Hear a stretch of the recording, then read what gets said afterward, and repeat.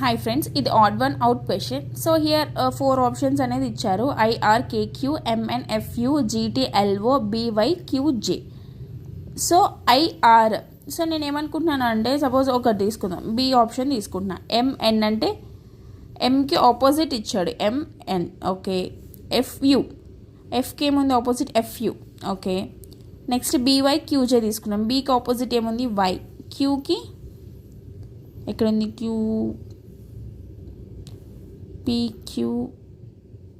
క్యూకి J. Okay. BY okay అయింది. GT okay. LO okay అయింది. Okay. But IRKQ, ఐకి ఏముంది ఆపోజిట్ R రావాలి, బట్ ఇక్కడ వచ్చింది R.